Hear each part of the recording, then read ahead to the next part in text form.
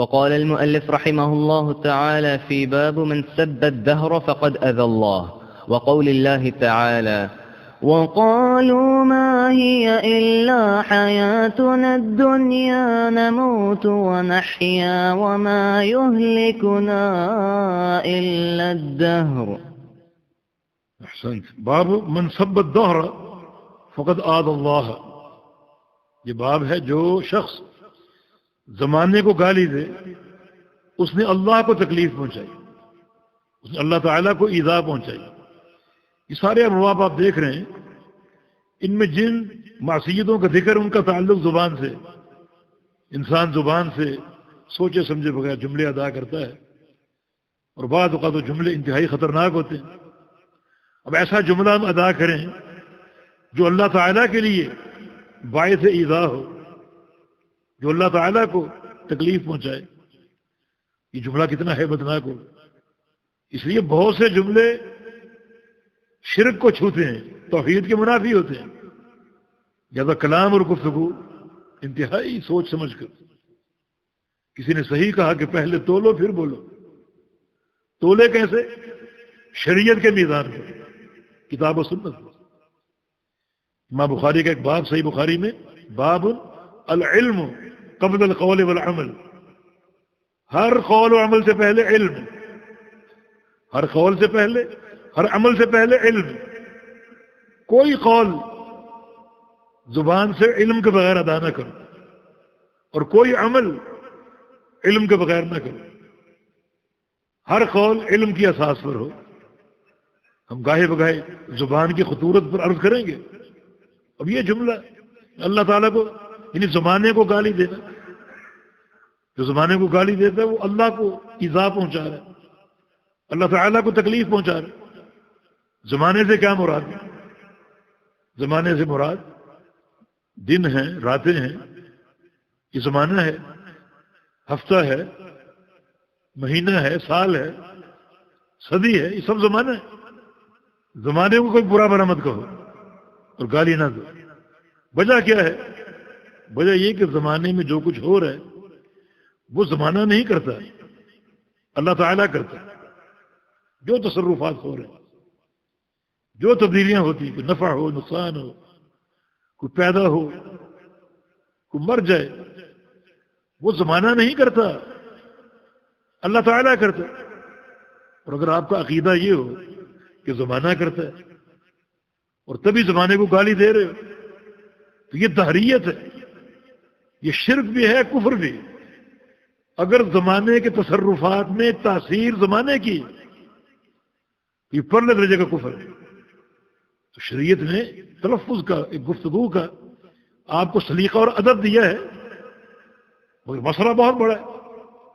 ایسا نہ ہو کہ آپ زمانے کو برا بھلا کہیں اور دل میں بھی یہ بات بیٹھی ہو کہ زمانہ ہی در حقیقت ان سارے اعمال میں مؤثر ہے۔ یہ دھریت ہوگی، یہ شرک اور انتہائی بھیانک کفر ہوگا۔ سب سے گندا کفر دنیا میں داہریوں کا ہے، جن کے ہاں اللہ تعالیٰ یعنی خالق اور مالک کا کوئی تصور ہی نہیں۔ تو زمانے میں تصرف کرنے والا اللہ رب العزت ہے۔ جو تبدیلی آتی ہے اللہ کے امر سے اور اس کی مشیت سے رونما ہوتی ہے۔ اگر آپ زمانے کو برا بھلا کہیں گے، گالی دیں گے، یہ کس کی طرف جائیں گی؟ یقیناً یہ اللہ تعالیٰ کے لیے ایک اذیت کا باعث بنے گی۔ زمانہ، دہر، یہ مفعول ہے، فاعل نہیں ہے۔ فاعل اللہ رب العزت۔ تو زمانے کے تغیرات پر اگر زمانے کو برا بھلا کہو گے، یہ برائی اس فاعل کی طرف جائے گی، اللہ رب العزت کی طرف۔ تو پھر یہ جملہ انتہائی بھیانک ہوگا۔ کفار کیا کہتے تھے؟ وقالوا ما هي الا حیاتنا الدنیا نموت ونحیا، یہ دنیا کی زندگی ہے، مرتے ہیں اور جیتے ہیں اور پیدا ہوتے ہیں۔ دنیا میں یہ نظام چل رہا ہے، اس نظام کے پیچھے کوئی ذات نہیں، دہریت۔ دنیا کا نظام چل رہا ہے، کوئی مر رہا ہے، کوئی پیدا ہو رہا ہے، کوئی آ رہا ہے، کوئی جا رہا ہے، یہ نظام چل رہا ہے۔ وما یہلکنا الا الدہر، ہمیں نہیں ہلاک کرتا مگر زمانہ۔ یہ کلمہ کفر ہماری بربادی کے پیچھے زمانہ ہے، زمانہ مؤثر ہے، زمانہ ہلاک کرتا ہے، کلمہ کفر۔ ایسا نہ ہو کہ ہم زمانے کو کوئی برا بھلا کہیں اور پھر دل میں شیطان یہ وار کر جائے کہ حقیقت میں یہ ساری تاثیر زمانے ہی کی ہے، تو انسان اپنے تلفظ کے بعد اعتقادی طور پر بڑے بھیانک کفر کا مرتکب ہو سکتا ہے۔ تو کبھی زمانے کو برا بھلا مت کہو۔ نبی علیہ السلام کی ایک حدیث ہے، لا تسبوا الريح، لا تسبوا الريح، آندھی کو گالی مت دو۔ سیلاب آتے ہیں، طوفان آتے ہیں، آندھی چلتی ہے، نقصان ہوتا ہے، لیکن آندھی کو گالی مت دو۔ فإنها تأتي بأمر اللہ، یہ اللہ کے امر سے آتی ہے، خود نہیں آتی، اور نہ اس کے آنے میں زمانے کی تاثیر ہے، اللہ کے امر سے آتی ہے۔ جب تم آندھی دیکھو، بادل دیکھو، بارش دیکھو تو کیا کرو؟ کتنا شاندار ادب ہے۔ جب دیکھو اس کے آثار تو فاسألوا اللہ من خیرها واستعیذوا باللہ من شرها، تو اللہ تعالیٰ سے دعا کرو کہ یا اللہ اس آندھی میں، ان ہواؤں میں، ان بارشوں میں جو خیر ہے وہ ہمیں عطا فرما، اور جو شر ہے اس سے ہمیں بچا دے۔ اللہ سے دعا کرو، مانا اللہ تعالیٰ کے امر سے یہ آ رہی ہے، یہ اللہ کی مخلوق ہے، مفعول ہے اللہ تعالیٰ کی۔ تو کفار مکہ کا یہ نظریہ دہریوں والا کہ ہمیں زمانہ ہلاک کرتا ہے، زمانہ ہلاک کرتا ہے، حالانکہ جو مرتا جیتا اللہ کے امر سے، ورنہ اگر زمانے کی طرف منسوب ہے تو پھر یہ تفاوت کیوں ہے؟ کسی کو 1000 سال کی عمر ملتی ہے جیسے نوح علیہ السلام، اور کوئی بچپن میں فوت ہو رہا ہے۔ یہ تفاوت اللہ کے امر سے، اللہ تعالیٰ کے امر سے، تو یہ دہریت ہے۔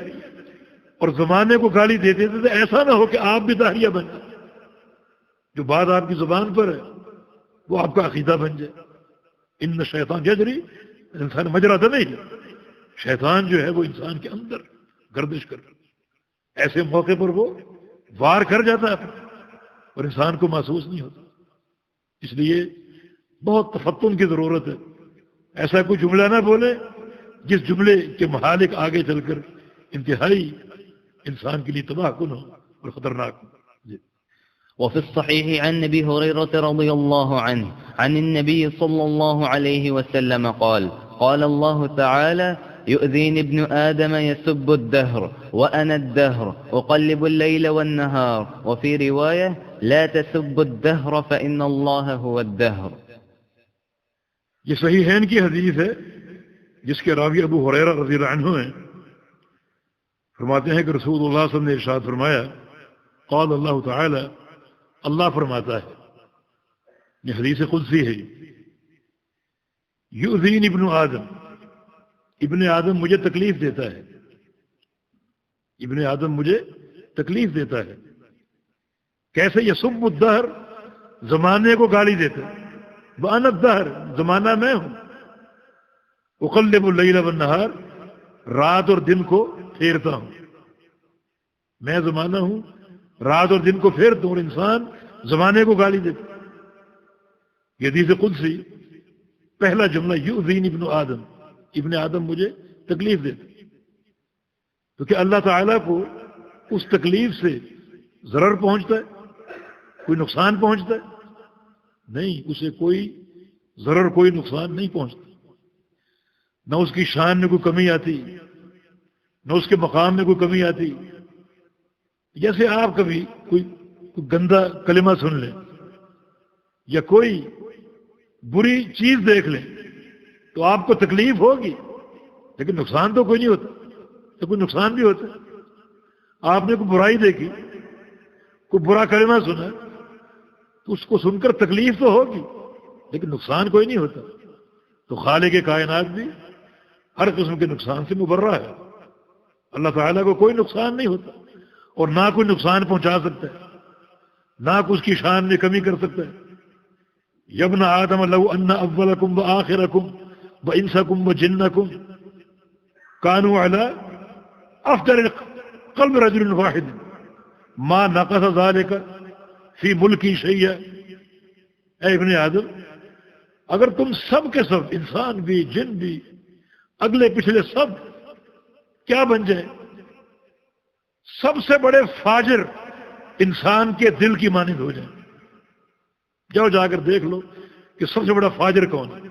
مثلا فرعون، ساری دنیا فرعون بن جائے، ساری دنیا فرعون بن جائے تو کیا ہوگا؟ ما ناقص ذلک فی ملکی شیئا، اس سے میری بادشاہت میں، میری شان میں ایک ذرہ برابر کمی نہیں آئے گی. اور اگر سارے اتقا بن جائیں، سب سے بڑے پرہیزگار بن جائیں، ہمارا عقیدہ ہے کہ سب سے بڑا پرہیزگار محمد رسول اللہ صلی اللہ علیہ وسلم. انی اتقاکم للہ واشدکم لہ خشیہ، میں سب سے بڑا اتقا ہوں، سب سے بڑا متقی. تو ساری کائنات اگر محمد بن جائے صلی اللہ علیہ وسلم، ما زادوا فی ملکی شیئا، میری بادشاہت میں ایک ذرہ کے برابر اضافہ نہیں کر سکیں گے. وہ شان بے نہایت، شان بے پرواہ. تو یہ تکلیف کا ذکر ہے، اس تکلیف سے اس کو ضرر نہیں پہنچتا، ضرر نہیں پہنچتا، مگر یہ چیز اس کے غضب کی موجب ہے، غضب کی. اس کے جملے اللہ تعالیٰ کے غضب کو بھڑکاتے اور اللہ کا غضب ان پر نازل ہوتا ہے، جس قسم کے جملے کہتے ہیں. یہ سب الدہر کہ یہ انسان زمانے کو گالی دیتا ہے. وہ انا الدہر، زمانہ میں ہوں. تو اللہ تعالیٰ زمانہ ہے، اس لیے بعض لوگوں کو مغالطہ ہوا کہ دہر اللہ کا نام ہے. جسے علامہ ابن حزم رحمہ اللہ، انہوں نے دہر اللہ کے ناموں میں ذکر کیا، کیونکہ حدیث میں صراحت ہے انا الدہر، اللہ فرما رہا ہے میں دہر ہوں. مگر اللہ تعالیٰ دہر نہیں ہے. اللہ تعالیٰ کے ناموں میں سے دہر کوئی نام نہیں ہے. اگلا جملہ اس کی وضاحت ہے، وہ کیا؟ اقلب اللیل والنہار، کہ رات اور دن کو میں پلٹتا ہوں، تبدیلیاں میں لاتا ہوں. یہ معنی دہر ہونے. تو اقلب اللیل والنہار جو حدیث کا آخری جملہ ہے، اس سے انا الدہر کا مفہوم واضح ہوگا. بعض اوقات ایک لفظ بولتے ہیں، اس کے مضاف کو حذف کر بحذف اضافت، جملہ اصل یوں بنے گا انا مقلب الدہر، کہ زمانے کو پھیرنے والا میں ہوں. اس کی دلیل اگلا جملہ اقلب اللیل والنہار، کہ دن رات کو میں پھیرتا ہوں. تو بعض اوقات ایک جملہ استعمال کیا جاتا ہے بحذف مضاف، یہاں مضاف محذوف ہے، انا مقلب الدہر، کہ زمانے کو پھیرنے والا میں ہوں. یہ ہم نے حذف کہاں سے لیا؟ اگلے جملے سے، اقلب اللیل والنہار. اللہ فرما رہا ہے کہ دن رات کو میں پھیرتا ہوں. تو چونکہ اللہ رب العزت مقلب ہے، لہذا اگر زمانے کو گالی دو گے تو مقلب تو اللہ تعالیٰ ہے، جو تغیرات ہو رہے ہیں اللہ کے امر سے ہو رہے ہیں. تو پھر یہ ہم اللہ تعالیٰ کی طرف ایک ایذا منسوب کر رہے ہیں اور اس کے غضب کو دعوت دے رہے ہیں. لہذا اس قسم کا جملہ استعمال کرنے سے گریز کرنی چاہیے. جی. وقال المؤلف رحمه الله تعالى في باب التسمي بقاضي القاضاة ونحوه. في الصحيح عن أبي هريرة رضي الله عنه عن النبي صلى الله عليه وسلم قال: إن أخنع اسم عند الله رجل تسمى ملك الأملاك لا مالك إلا الله. قال سفيان: مثل شهان الشاه. وفي رواية: أغيض رجل على الله يوم القيامة وأخبثه. قوله أخنع يعني أوضع. اس باب کا تعلق بھی زبان کے نطق سے ہے، اور ایک عمل جو بعض لوگ انجام دیتے ہیں اور وہ اللہ رب العزت کی تعظیم کے منافی ہے. باب التسمی بقاضی القضاء، نام رکھنا قاضی القضاة. اپنا نام کیا رکھے؟ قاضی القضاة، کہ تمام قاضیوں میں سب سے بڑا قاضی. ونحو، اس قسم کے اور نام رکھے جائیں، جیسے حاکم الحکام، سارے حاکموں کا حاکم، سلطان السلاطین، سارے بادشاہوں کا بادشاہ، ملک الاملاک، یہ ملک الملوک، بادشاہوں کا بادشاہ، اس قسم کے نام رکھنا ناجائز ہے، حرام ہے۔ نبی صلی اللہ علیہ وسلم روکا اس سے، کیونکہ یہ صرف اللہ تعالیٰ کا وصف ہے۔ بادشاہوں کا بادشاہ کون ہے؟ اللہ تعالیٰ۔ تمام قاضیوں کا قاضی کون ہے؟ اللہ رب العزت۔ ملک الملوک کون ہے؟ اللہ رب العزت۔ ملک الاملاک کون ہے؟ اللہ رب العزت۔ تو اگر ہم یہ نام اختیار کریں گے تو اللہ تعالیٰ کے جلال اور اس کی شان میں اور اس کی تعظیم میں اپنے آپ کو شریک کر رہے ہیں۔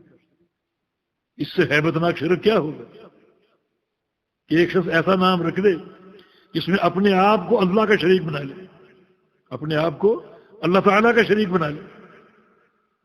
اللہ تعالیٰ ہی قاضی القضات اور اس کے فیصلے نافذ ہیں سب پر، وہ حاکم ہو، محکوم ہو، راعی ہو، رعیت ہو، وہ کوئی بھی ہو۔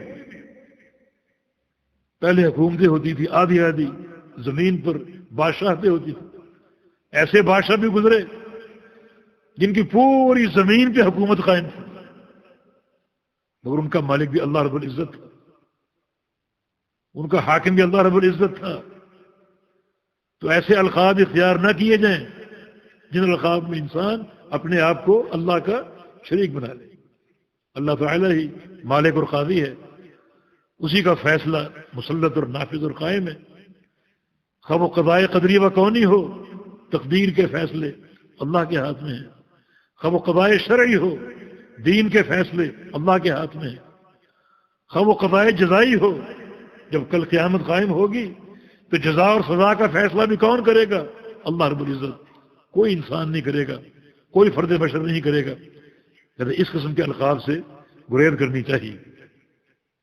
یہ روایت صحیح بخاری میں ابو ہریرہ سے مروی رضی اللہ عنہ عن النبی صلی اللہ علیہ وسلم قال ان اخنا اسم عند اللہ، کہ سب سے گھٹیا نام، لقب تو یہ بڑا ایک انسان کی بڑائی کو ظاہر کرتا ہے، لیکن فرمایا کہ سب سے گھٹیا نام عند اللہ، اللہ کے نزدیک اس شخص کا تسمہ جو یہ نام رکھ لے، کیا؟ ملک الاملاک، بادشاہوں کا بادشاہ، لا مالک الا اللہ، اللہ کے سوا کوئی مالک نہیں ہے۔